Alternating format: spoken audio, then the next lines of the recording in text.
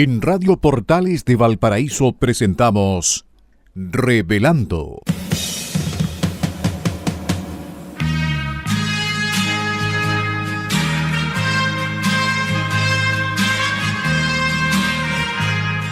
Un programa donde se abordan temas de actualidad, contingencia y la agenda cultural de la zona. Entrevistas del ámbito nacional e internacional. Revelando es presentado y auspiciado por Asofar AG, Asociación de Oficiales de la Armada de Chile en Retiro, Asociación Gremial. Con ustedes, Revelando en Radio Portales de Valparaíso. Queridos amigos de Revelando de día miércoles, bienvenidos a este lluvioso miércoles 6 de mayo del 2026. Mes del Mar, ya lo comentamos ayer en el Revelando, se inició el mes del mar justo el día 1 de mayo, así es que esperamos hacer presente muchas cosas relacionadas con este mes tan bonito y tan independiente para la historia patria. Les damos la más cordial de las bienvenidas. Estamos aquí sus anfitriones, don Daniel Arellano, que les habla, Pilar Soberado, para conversar durante una hora de muchas cosas. Esperamos entretenerlos. Estamos grabando el programa temprano para que ustedes lo tengan presente. Y agradecemos a ASOFAR, Asociación de Oficiales de la Armada de Chile en Retiro, por su apoyo constante, por el apoyo de su directorio y el de sus socios, que son los que permiten que el directorio apoye nuestro programa. Muchas gracias. Y en el mes de aniversario y en el mes del mar, más gracias todavía.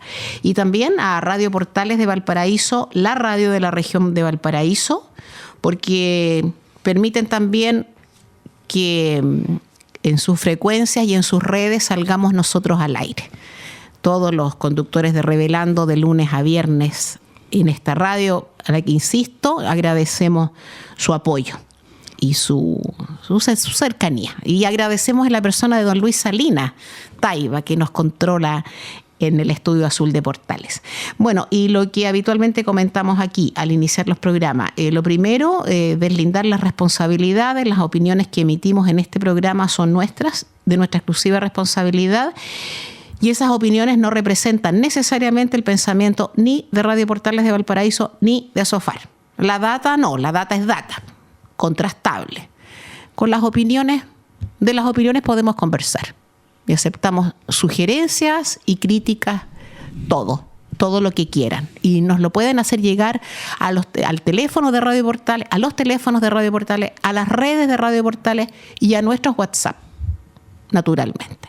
Y lo segundo, no menos importante, pero siempre lo tratamos luego para iniciar ya el programa, es nuestro recuerdo, nuestro apoyo. Hoy día llueve, más recuerdo todavía, a las víctimas y a los damnificados de los incendios, del gran incendio del 2 y 3 de febrero del 2024. Y yo cada vez que llega el invierno, va a empezar el invierno, pienso en ellos, y cuando llueve es una cuestión terrible. Me causa profunda pena y rabia, una rabia que no debo tenerla, pero pienso en el abandono público de los damnificados.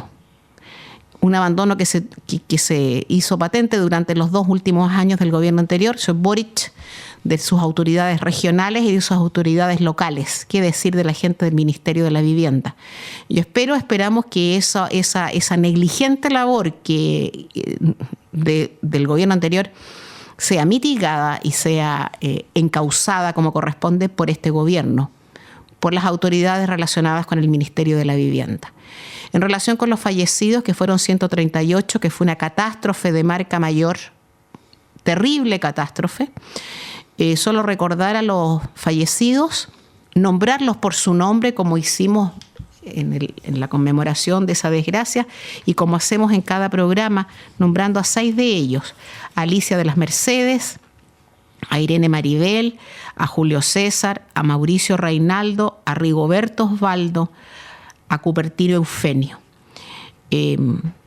Todos ellos que descansen en paz y siempre presenten en nuestro recuerdo, porque la muerte no es el final. Así es, pues muy buenas tardes, estimados auditores, buenos días, estrictamente hablando, porque estamos grabando hoy día temprano. Muchas gracias, Pilar, por nombrar a todos estos damnificados, o recordar a los damnificados fundamentalmente. Y claro, efectivamente hay mucha gente que se alegra con la lluvia, lo que está bien, porque hay mucha gente que, especialmente en el agro, le hace bien la lluvia, pero esa misma alegría tenemos que también transformarla, o más que en pena, sino en solidaridad con aquella gente que está sufriendo los estragos de la lluvia, producto de este feroz incendio que azotó aquí en la región de Valparaíso. Nuestro recuerdo y nuestra solidaridad con todos ellos, así como nuestro saludo a todos nuestros auditores de Chile y ultramar. Nuestro agradecimiento a SOFAR, que ya lo mencionaste, y también a Radio Portales, que nos permite salir al aire. Vamos para el año número 11 de transmisiones, lo que es un muy buen hito para todos nosotros. Bueno, muchas cosas que comentar. Obviamente vamos a recordar a nuestros carabineros. Entre las efemérides internacionales los temas son bien variados, ¿eh? Desde la emisión del primer sello postal en Inglaterra, el nacimiento de Sigmund Freud, la invasión de Israel al Líbano, la inauguración del Eurotúnel. O sea, hay temas que son absolutamente variados, pero todos no dejan de ser interesantes de mencionar, porque están marcando hitos en un determinado momento de nuestra historia reciente, y alguna no tan reciente. Bueno, recordar también que nuestro buque escuela, el Esmeralda, zarpó de Arica, va rumbo a Panamá en este momento, con todo lo que eso significa, ganando latitud hacia el norte, acercándose a los trópicos, manifestando o sintiendo ya los efectos del calor y la humedad propio de esa zona, de las calmas ecuatoriales, donde no sopla ni una gota de viento ocasionalmente, y el mar está como taza de leche, y ahí queda el buque detenido esperando que sople algo de viento. Y debe hacer un calor horrible. Mucho calor. Y ahí, tienen que dormir en cubierta. ¿O eso ya no corre? Mira, la verdad que no, porque el buque tiene aire acondicionado. Claro. Pero no deja de ser nostálgico el dormir en cubierta, porque por lo menos eso yo lo experimenté en varias ocasiones, especialmente ahí a la altura de Hong Kong, que era un calor y una humedad insoportable. Pero bueno, son cosas que uno va recordando y que va comentando, de situaciones que están pasando tanto en Chile como en el mundo. Y obviamente el estrecho Hormuz, que es lo que nos tiene preocupados a todos.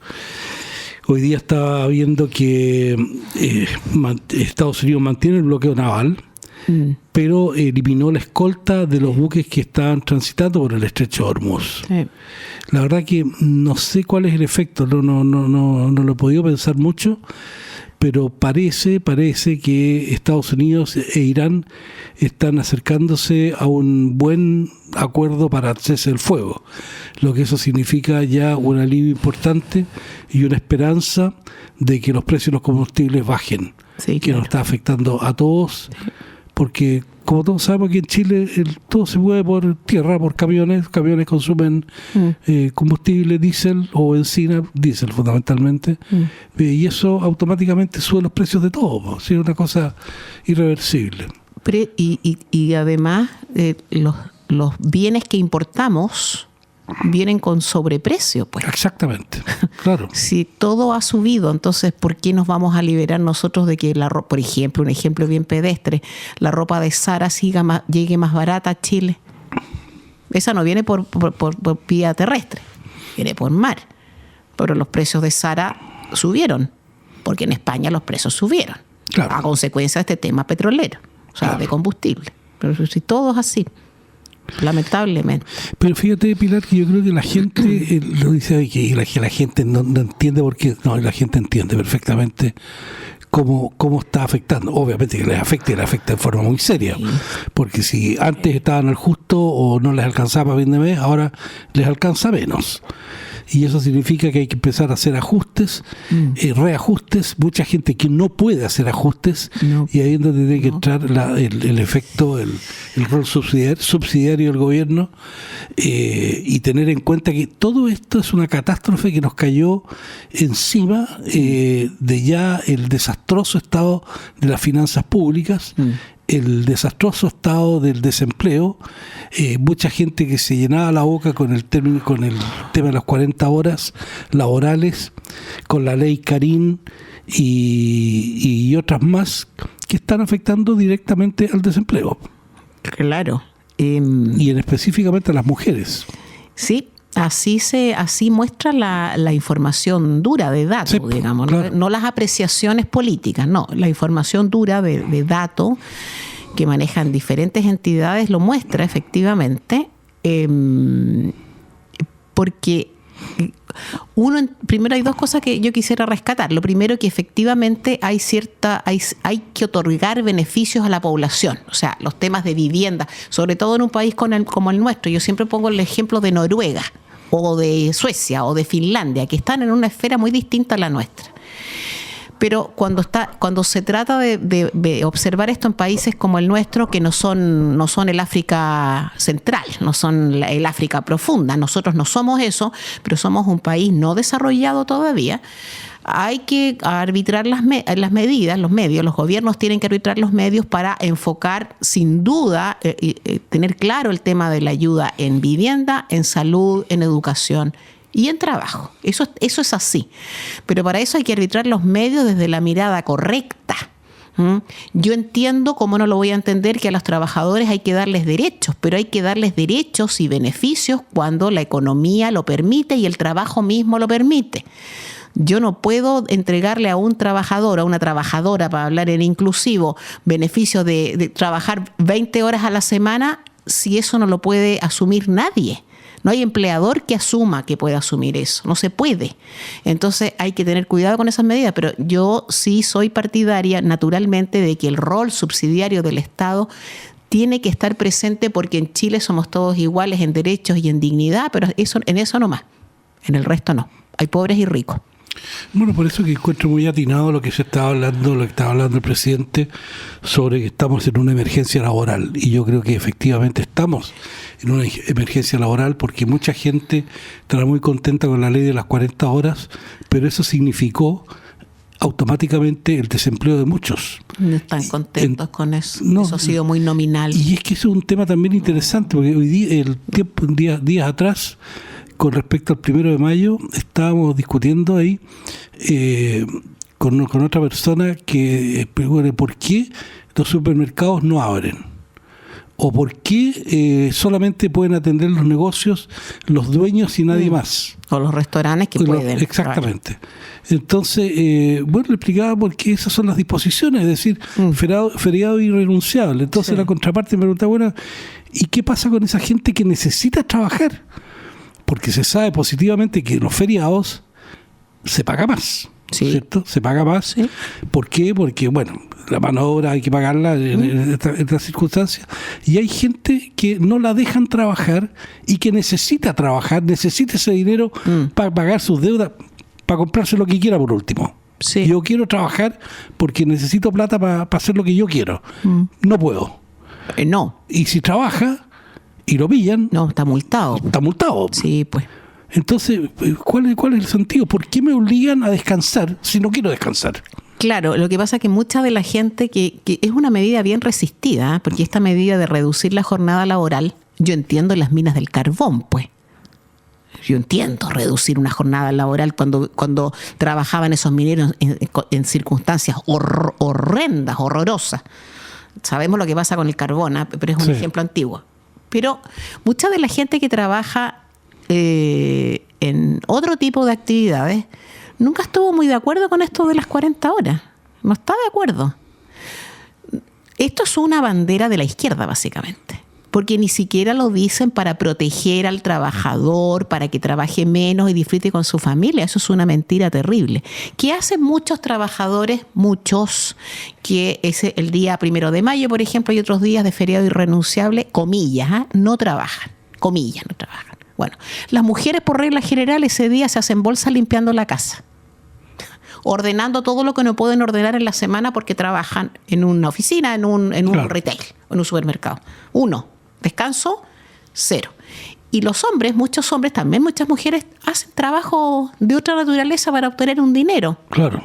Cuidar a alguien, a un adulto mayor, a una criatura chica, hacer un jardín. Eso es una realidad, no es ningún invento mío. Entonces, las 40 horas, yo entiendo que las jornadas laborales tienen que ser normales, no pueden ser opresoras las jornadas, ni esclavistas, pero entre lo mucho y lo poco hay un medio. Y yo creo que estrictamente fue una bandera de la izquierda en todas partes. En España no están pensando en reducir la jornada a las 37 horas. Es una cosa, y es una bandera de la izquierda, básicamente. Bueno, eso yo creo que fundamentalmente está diseñado para destruir la economía por un lado, y otra vez y de pasado, ¿no es cierto? Y de pasado, o en el corto plazo o mediano plazo, tomar el control de toda esa gente e impedirles y controlarles toda su vida. Es decir, usted hoy día no trabaja porque yo le digo que no trabaja, ahora trabaja, y trabaja tantas horas no, y el resto vaya a su casa a descansar. Y a lo mejor esa persona, esa mujer, ese hombre, pero si de partida no quiere descansar, ¿no? O termina haciendo otra cosa. No sé, a lo mejor están pensando con su lógica que yo quiero tener ese día feriado porque como ellos ganan buena plata, ¿no es cierto?, los dirigentes, me quiero ir a, no sé, para un hotel, a un resort, a lo que sea, a descansar. Ellos sí. Cosa que el trabajador no lo puede hacer. No, pero si esto es el discurso eso de voy a proteger al trabajador. Pero eso es una mentira, no es verdad, ese discurso no es cierto. Es como los de proletarios del mundo unidos. Esa cuestión, nadie quiere ser proletario, hombre, por Dios. Claro. Eso es como la opción yo también lo digo, esto que no es muy popular, pero la opción preferencial por los pobres de la Iglesia Católica. Nada de eso. A los pobres hay que sacarlos de la pobreza. Ojalá que no existan los pobres. Exactamente, claro. De manera que no haya que optar, como que no hay que sacarlos, hay que darles trabajo, dignidad. Pero no estar cuidándolos como una criatura inimputable. Bueno, largo tema. Es largo tema, exactamente.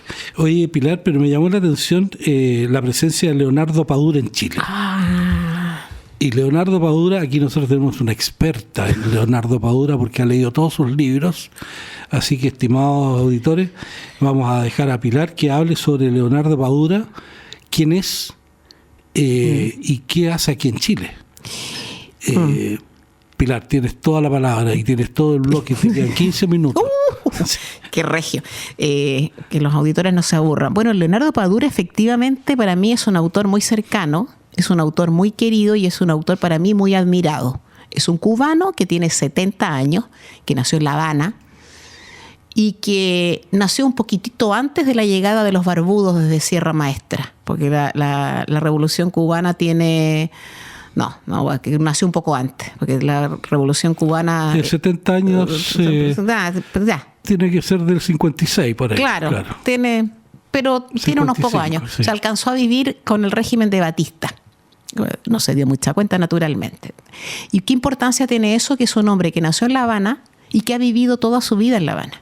Y él fue parte de la revolución también, porque entiendo que era presidente de un círculo literario, sí, que había en Cuba, pero que estaba bastante limitado y restringido en lo que podían escribir, sí, y lo que podían hablar. Es que desgraciadamente, Padura yo creo que siempre ha sido interiormente un hombre libre. Y yo creo que él, que es de la generación del grupo de personas que vieron la llegada de Castro como la libertad, la revolución de la época, efectivamente él, pero no trabajó a las órdenes del partido, sino que trabajó, podría decirse de alguna manera, con la complacencia de las autoridades del partido de la época y que siguen existiendo. Y desde ese punto de vista, él trabajó en lo que a él le gusta, que es el tema de la literatura, porque se dio cuenta, o sea, tenía facilidad para el tema de la literatura y lo ha demostrado. Pero estrictamente Leonardo Padura nunca ha sido un hombre de partido, no ha sido un hombre de cuadros. No, eso no, nunca ha sido así. Y muchos le preguntan, a todo esto, Padura ha obtenido muchos premios, y uno de los más importantes que ha obtenido es el Princesa de Asturias de las Letras, que se otorga en el Principado de Asturias en septiembre de todos los años. Sí, eso fíjate que me llamó la atención, porque estaba leyendo algo sobre Leonardo Padura y figuraba que él tenía era como el director de un grupo de escritores en La Habana. En La Habana, y que ganaba $4 mensuales, sí, más no sé cuánto que ganaba su señora por ahí. La verdad que no les alcanzaba para mucho. Así que en un momento determinado él decidió ponerse a escribir. ¿Sí? Contra viento y marea y viviendo prácticamente de la nada. hasta que le llegó un premio, no sé si fue el de la princesa de Asturias, sino el de primero. Cervantes podría ser. No, obtuvo varios locales y luego alguno internacional. El cuento que le llegó ahí una buena cantidad de dólares que le permitió vivir, entre comillas, como millonario en Cuba y subsistir, digamos, todo este tiempo. Y ayudar a su familia. Además. Que la cosa es así. Entonces, Padura, desde su obra, sobre todo las últimas obras, Padura tiene un estupendo libro que nosotros hemos recomendado, creo aquí, El hombre que amaba a los perros, que es la historia de Trotsky, asesinado en México por un español, mercader, enterrándole el piolet, que se dice, y quien lo mandó a matar. Ese libro es fantástico porque ahí desenmaraña bien una historia bastante truculenta con respecto a la rivalidad Stalin-Trotsky. Claro. Muy interesante además, con muy buena data. Trotsky era el menchevique, si no me equivoco, y en oposición a Lenin, que era bolchevique. Exactamente. Y cuando asume, digamos, Stalin al poder, se da cuenta que este Trotsky podría ser una persona que le diera sombra, porque Trotsky era un intelectual, un tipo muy preparado, un tipo muy inteligente, contrariamente a lo que era Stalin. Entonces, obviamente, no estaba bien Trotsky, ni siquiera en México. No, entonces, no, bueno, lo mandó a matar. Evidentemente, entonces, es una purga. Exactamente. Claro, y Stalin efectivamente es el hombre que sucedió a Lenin, porque el tipo hizo mérito en el partido, pero era un ignorante. Lenin no. No, Lenin no. Lenin era un intelectual también, sí, de talla. De peso, claro. Pero lógico, y Trotsky también. Stalin no. Stalin era un hombre ignorante, con una historia de vida terrible, porque el padre era un violento, alcohólico, que maltrataba a esa familia, y este hombre se fue curtiendo de a poco en todo este tema. Pensar en los ricos, pensar en el capital y la cuestión de que la Unión Soviética tenía que ir por otro camino, toda esta historia larga. Entonces le molestaba la intelectualidad. Obviamente, si el que no sabe, no quiere a los que saben más. Y esto todo está relatado en el libro El hombre que amaba a los perros. El hombre que amaba a los perros, que es un libro estupendo. Bueno, y después ha seguido escribiendo muchas cosas, y hay uno que se llama Como polvo en el viento, donde habla del exilio cubano en Estados Unidos de Norteamérica. Y tiene un último libro que se llama Morir en la arena, donde habla de la situación en Cuba. Ahora, mucha gente pregunta, bueno, si es tan... y con la crítica que corresponde al sistema cubano, es que no hay alternativa, y habla del tema económico, del tema personal, de la persecución a la homosexualidad, habla de los apagones, habla de la necesidad de comer. Hay una entrevista por ahí que se le hizo en el diario El País, donde dice, de Cuba se van los que pueden, no los que quieren. Y mucha gente dice, bueno, ¿y qué hace en Cuba este señor? Entonces él contesta, yo no me puedo ir de Cuba. Yo no soy de aquellos que puede escribir desde el exilio, habiendo tenido oportunidad de exiliarse. Sí. No puedo, tengo que estar en mi país para escribir desde mi tierra. Ama profundamente a su tierra. Él no le da mucha importancia, a ver, lo voy a decir en relativo, en entrecomillado, pero él no le da mucha importancia a esto de la bandera, del escudo, de los himnos nacionales, pero le da toda importancia del mundo a su pedazo de tierra, a su casa, a su patria. A su patria. Claro. Por eso no puede irse. Ahora, naturalmente a Leonardo Padura no le va a pasar nunca nada, porque con tanto premio, Díaz-Canel y sus adláteres no pueden hacerle nada.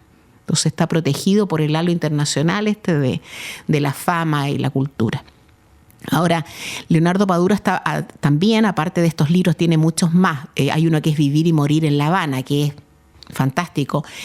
Regreso a Itaca, sobre unos profesionales que se juntan, amigos desde pequeños, profesionales, cada uno en su ámbito, que se juntan 20 años después en la azotea de uno de los pocos edificios que medio subsisten en La Habana.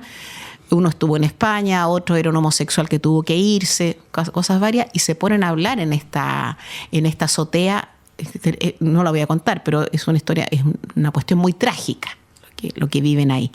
Y tiene un personaje policial que se llama Mario Conde. Y ese es el libro que está haciendo ahora, sobre su personaje policial, que yo creo que de alguna manera intentó copiar a Ampuero. Ah, mira. Pero Mario Conde es brillante. Y voy a decir una cosa, no se puede comparar la pluma de Padura con la de Ampuero. Entonces, Mario Conde fue la creación de es un policía en La Habana, en el trópico, en estas estaciones que se suceden tan curiosamente, que bebe mucho, evidentemente, y que fuma, que tiene amores descontrolados, pero que es muy buen policía. Y sobre eso está escribiendo Padura ahora. Ese va a ser su último libro, según él. De todos sus libros, ¿a cuál recomendarías tú? Yo recomendaría leer El hombre que amaba a los perros. Pero si uno quiere saber desde dentro lo que pasa en Cuba, escrito por una persona que no es fascista ni nada, ni hipernacionalista ni nada, yo recomendaría Morir en la arena, que es el último libro, que ahí cada página de ese libro es una confesión, una muestra de lo que es realmente Cuba. Nunca habla de que no, jamás esos discursos panfletarios, no, nunca hace eso. Pero es constatar la realidad de los apagones, de la basura que se acumula, de que en un país como Cuba no hay azúcar y no hay ron. Sí. No hay azúcar, no hay ron. ¿Cómo vive la élite? Los negociados que se hacen, las exigencias que se le han hecho al pueblo, los periodos en que la gente se ha enfermado y se ha desnutrido, la falta de médicos. Ahí nombra él, dice, sí, claro, la Universidad Cubana y la medicina, pero es que no hay insumos. Bueno. Entonces es un libro que yo recomendaría, es sobre la vida del cubano de hoy. Estimados auditores, es el comentario y la recomendación de nuestra crítica literaria del programa, Pilar. Muchas gracias, Pilar, la verdad que es muy interesante. Llegamos también al fin del primer bloque y bueno, recordando un poco a nuestro buque escuela y también aprovechando que estamos en el mes del mar, nuestro intermedio musical va a ser una canción muy pegajosa, muy bonita, que se canta a bordo del buque Escuela Esmeralda cuando recala y cuando zarpa, La Dama Blanca, una composición de Alberto Santelices. Así es que nos dejamos por el breve minuto, estimados auditores, con La Dama Blanca, deseándole al buque un buen mar y viento un largo, y regresamos en breves minutos más. Muchas gracias. Estimados auditores, hemos regresado en este Revelando del día 6 de mayo del año 2026, en que quien les habla, junto con Pilar Soberado, tenemos el agrado de hacer este programa gracias al auspicio de ASOFAR, la Asociación de Oficiales de la Armada de Chile en Retiro, que auspicia este programa, como lo acabo de decir, y también Radio Portales, que nos permite salir al aire en sus frecuencias 89.5 FM, 840 AM, saludando también por intermedio de todas las redes sociales a nuestros auditores y especialmente a nuestra auditora de Valdivia, a nuestra auditora incógnita, a todos nuestros amigos que nos escuchan todos los días miércoles y que escuchan a todos los días el programa Revelando de 18 a 19 horas que se transmite por esta radio. Así que muchas gracias a todos ustedes y a todos quienes hacen posible este programa. Bueno, y recordábamos con el intermedio musical la canción La Dama Blanca, que nuestro buque escuela navega desde Arica a Panamá en este momento. Sí. Y a quienes les deseamos una buena mar y viento un largo en su interesante misión, especialmente en Estados Unidos, donde va a tocar 4 puertos con motivo de un aniversario más de la independencia de los Estados Unidos. Perdón, después de Panamá, ¿dónde van? A New Orleans. Ya. New Orleans, si mal no recuerdo... Martica. Ahí se habla mucho francés, ¿no? ¿En New Orleans? Sí, o... No. No. No, hay muchas calles que tienen nombres franceses. Baton Rouge, por ejemplo, bueno, porque eso fue parte de Luisiana. O sea, sí, pues, es el estado Luisiana, llamado así por el rey Luis, uno de los tantos Luises de Francia. Claro, es que me acordé, me acuerdo ahora. Estuvo Carlos III en Estados Unidos ahora. Sí, visitando. Exactamente. Entonces en el discurso Trump le dice: si no hubiese sido por nosotros, ustedes estarían hablando alemán. No sé si lo dijimos en el programa pasado. No, parece que no. Si no fuera por nosotros, estarían hablando alemán, en alusión al tema de la Segunda Guerra y Hitler. Y Carlos III rapidito le dijo: y si no fuera por nosotros, estarían hablando francés. Claro, ahí me acordé de Luisiana. Exactamente. Bueno, el New Orleans es un estado que es bastante particular. Hay Hay mucho jolgorio, ahí está el famoso Mardi Gras, Oye, que es un desenfreno, pero total. Pero eso es que una época de carnavales, ¿no? Exactamente. Antes de sí, Cuaresma. Antes de Cuaresma. Claro. Sí. Debe ser un Y de hecho, una película Busco mi destino, Ya. uno de los destinos es precisamente ese, por New Orleans, donde llegan a precisamente esta gente, Claro. Jack Nicholson y Sí, que no me acuerdo quién era el otro.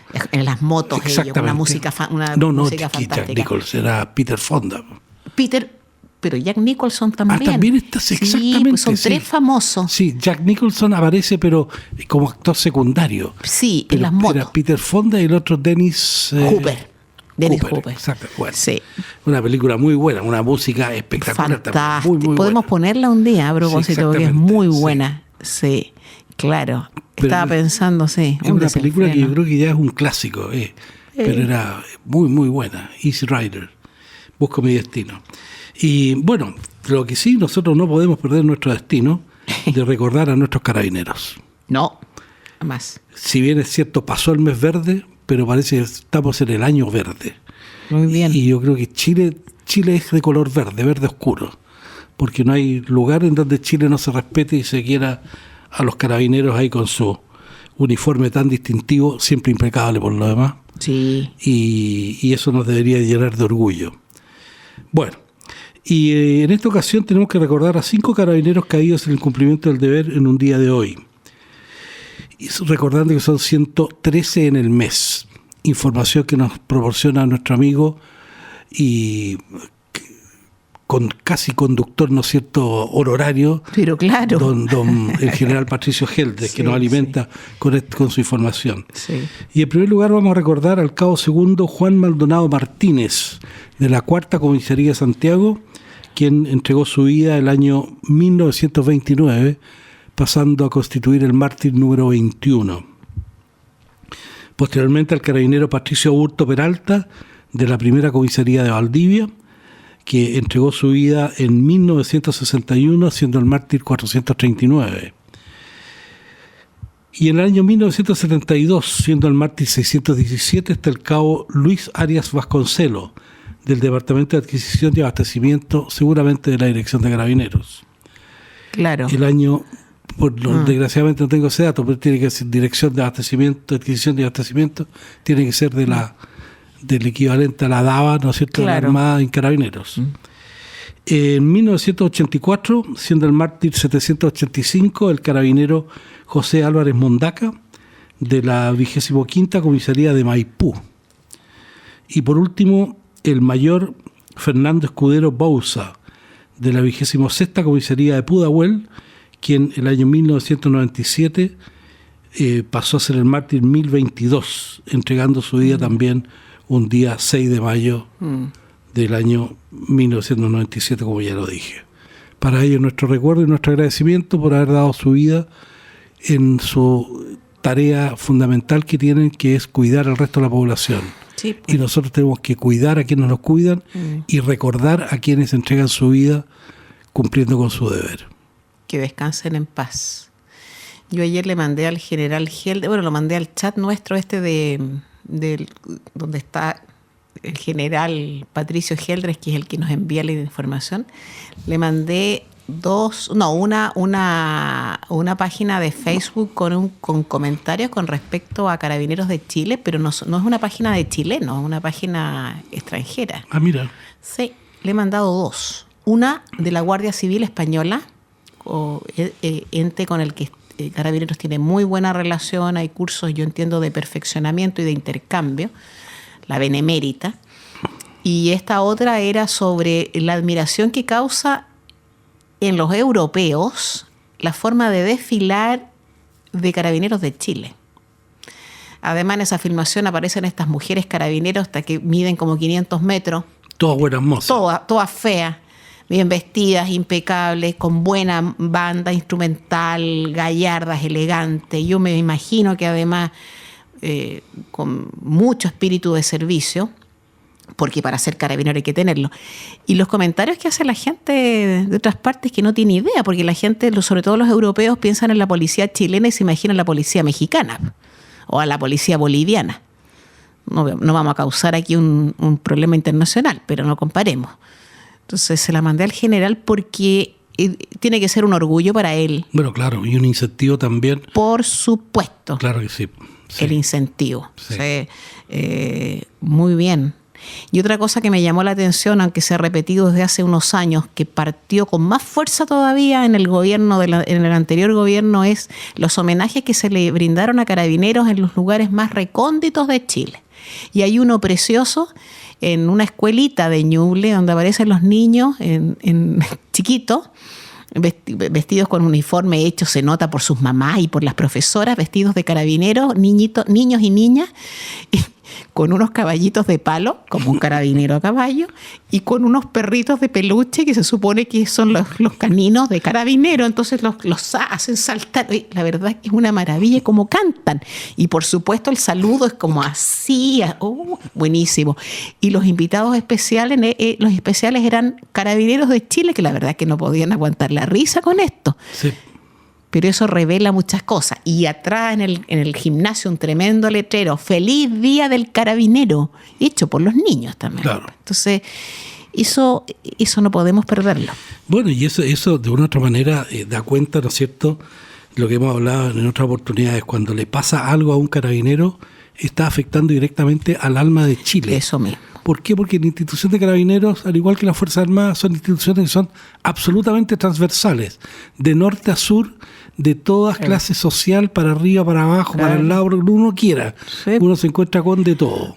Claro. Bueno, y ese es un modelo de integración muy importante, muy, muy importante. Así es que yo creo que es importante recalcar eso y, bueno, agradecer a la policía que tenemos. Pero por supuesto. Carabineros realmente es una institución respetable, sí. Próxima a cumplir 100 años, lo que es una gran cosa. Y bueno, razón por la cual tenemos que darle este recuerdo y este homenaje permanentemente. Sí, yo 2 minutos nomás, hay mucha pauta, pero el tema esto de las Fuerzas Armadas y de Carabineros de Chile, ellos son el mismo pueblo, o sea, bueno, son claro. Nosotros. Lo que pasa es que y por su cuerpo circula la misma sangre, tiene el mismo corazón y los pulmones, igual que nosotros. La diferencia es que ellos portan armas, sí. Son el pueblo en armas, pero que han jurado dar la vida por su patria de ser necesario. Y fíjate que me estaba acordando un artículo que leí hace muy poco, en la cual habían salido al servicio 1.600 carabineros. 1.600 o 1.200, no me acuerdo, pero una cifra de ese tipo. Pero lo importante es que no alcanzaban a suplir la cantidad de retiros. Es decir, los retiros de carabineros eran mayores a los ingresos, lo que obviamente significa que no estamos bien. Ahora, estaban hablando de incentivos de sueldo, incentivos de varios tipos de incentivos monetarios, diría yo. Pero yo creo que el incentivo más importante es el reconocimiento, el buen trato y el respaldo de las autoridades políticas y de la población a la labor que hacen. Sí.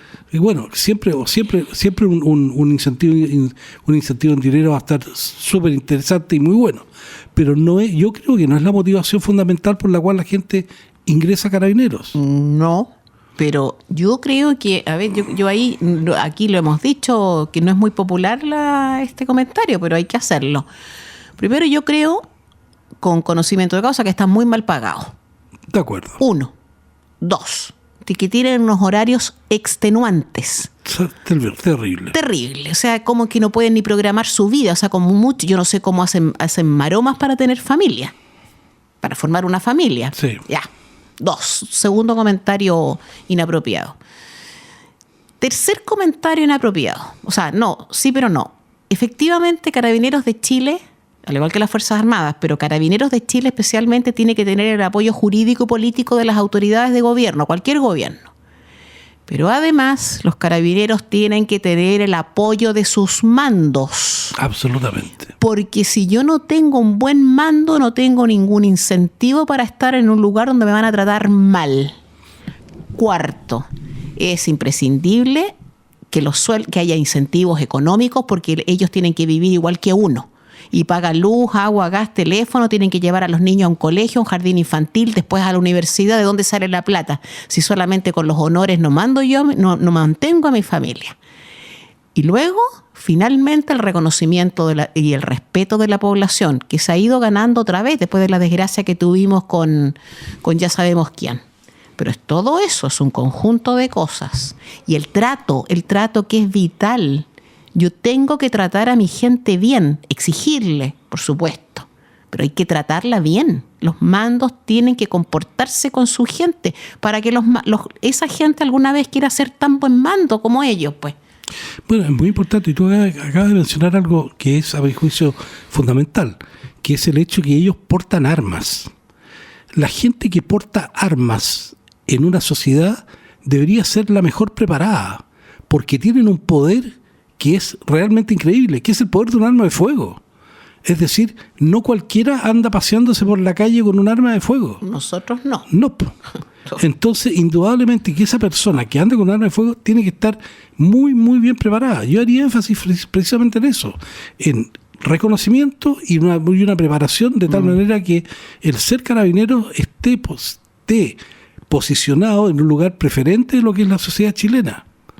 Es decir, ojalá que todo el mundo aspirara a ser carabinero, porque no solamente va a tener un poder increíble, sino que también tiene que tener una muy buena preparación y los incentivos económicos y lo que tú dices, el apoyo jurídico, político y buenos mandos. Sí. Eso es fundamental. Claro. Fundamental. Y ahora hay un tema también en relación con la falta de carabineros. Hay muchos carabineros con licencia médica. Sí. A ver, y vamos a analizar qué tipo de licencia médica. ¿Cuáles son las razones de esa licencia médica? Razones psiquiátricas. No digo que todas se ajusten al tema de la psiquiatría, pero a mí me parece de una obviedad absoluta que un carabinero sometido a las guardias que tiene, tener que ir a detener a un delincuente que 3 minutos después está libre, que tenga que ir a sacar al gato del techo, que tenga que hacer el informe correspondiente a la detención, que es una tarea que sí, que no, que le leí los derechos, que no se los leí, que aquí, que allá, constatar lesiones, luego que tengan que ir a los tribunales a ratificar el famoso parte, que sean testigos de cuánta tontera existe.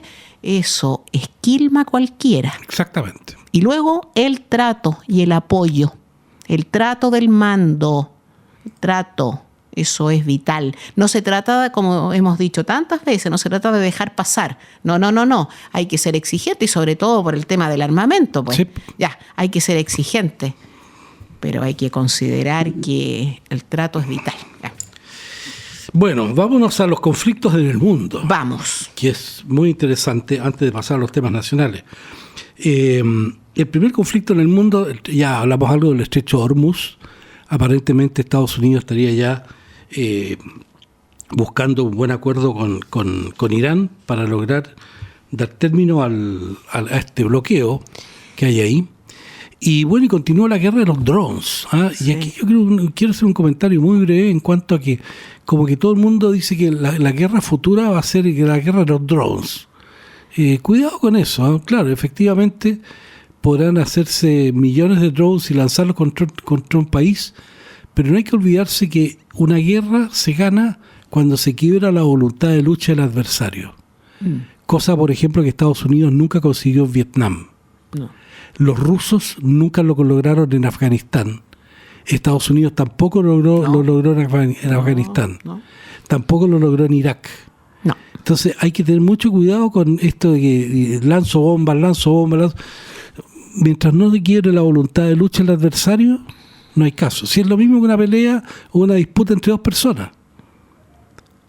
Esto es, yo puedo hacer un montón de cosas, pero mientras la otra persona esté dispuesta a seguir combatiendo y seguir luchando, va a seguir, aún a costa de su propia vida. Claro, la única alternativa será ahí que lo maten. Exactamente. Pero está la familia, bueno, claro. Están los compañeros. Exactamente. Entonces esto tiene un efecto multiplicador.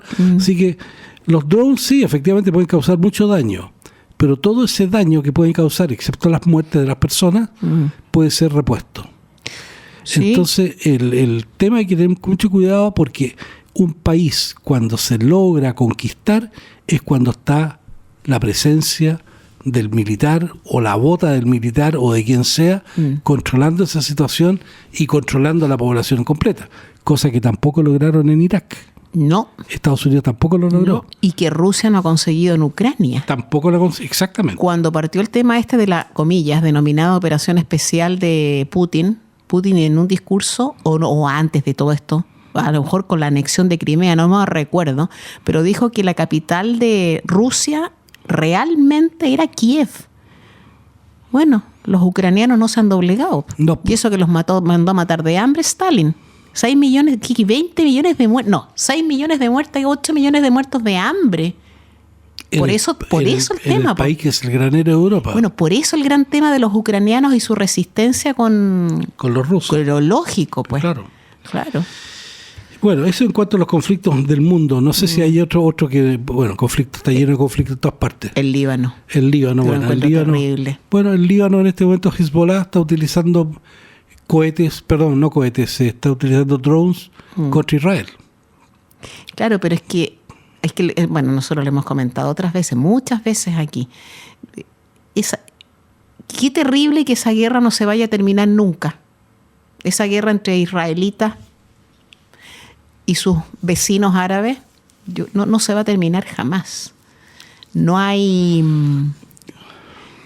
voluntad para eso. Y los pocos que han tenido voluntad han resultado muertos. Claro, exactamente. No duran mucho. No son populares. Sí. Entonces, Israel yo creo que no va a conseguir nunca, jamás en la vida doblegar a esos árabes, porque además se hacen terroristas después. Y el problema es que ahí hay también mentalidades diferentes, formas de ver la vida que son diferentes también. Entonces es un tema de identidad que yo creo que muchas veces Occidente no lo considera. Los parámetros de tiempo son totalmente diferentes. También. Los árabes en general miden el tiempo en términos de generaciones. Una generación, 2 generaciones, 3 generaciones. Es decir, dejan que las cosas fluyan por el curso natural. Y el curso natural lo da la naturaleza, así de simple. Por ejemplo, un tema importante que sucede en el Medio Oriente es el índice de natalidad, que es bastante diferente entre los diferentes pueblos que hay ahí. Entonces, eso cambia. Y eso está relacionado también con el valor que se le da a la vida, con el valor que se le da a la trascendencia, y eso está unido también con el tema de la religión. Es decir, el problema es bastante complejo. No es un tema de que yo disparo más, disparo menos, que tengo la bomba atómica, no la tengo, que tengo esto, que tengo este otro. El tema tiene una raíz de fondo que nuevamente, yo creo que el ejemplo de Vietnam es muy claro. Estados Unidos lanzó una cantidad de bombas increíbles sobre Vietnam y no logró quebrar la voluntad de lucha. No, para nada. Siempre se comenta, no sé si siempre, pero muchas veces se comenta que en el caso de estas guerras que vemos ahora, hemos visto muchas, pero estas que vemos ahora, que no son mundiales, pero son muy, muy importantes, que si Hitler hubiese estado enfrentado a situaciones como esta, habría actuado sin ningún pudor y habría aniquilado todo lo que se encontraba a su paso.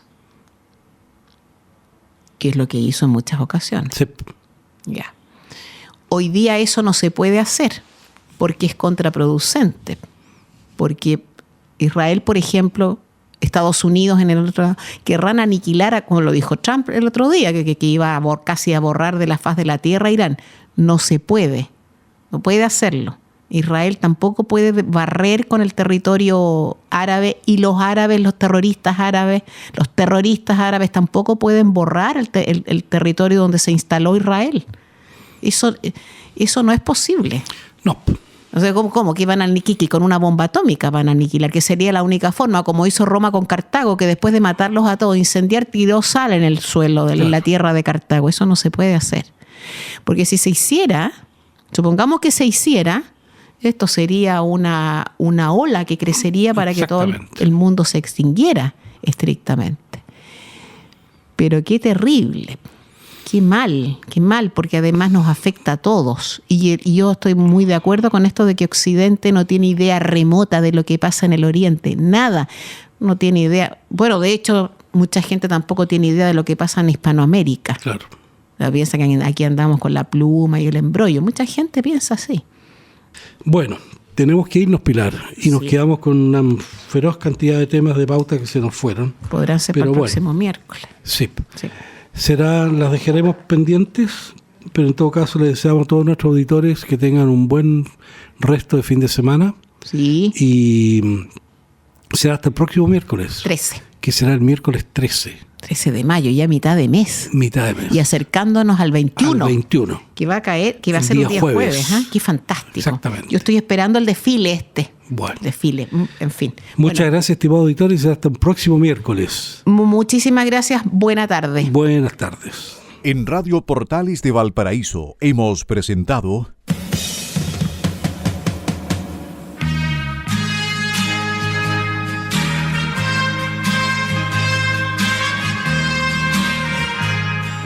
Revelando, un programa donde se abordan temas de actualidad, contingencia, entrevistas del ámbito nacional e internacional.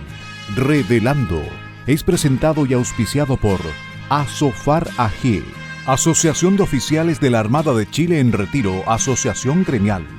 Sintonícenos en un próximo programa. Buenas tardes. Las opiniones vertidas en este programa son de exclusiva responsabilidad de quienes las emiten y no representan necesariamente el pensamiento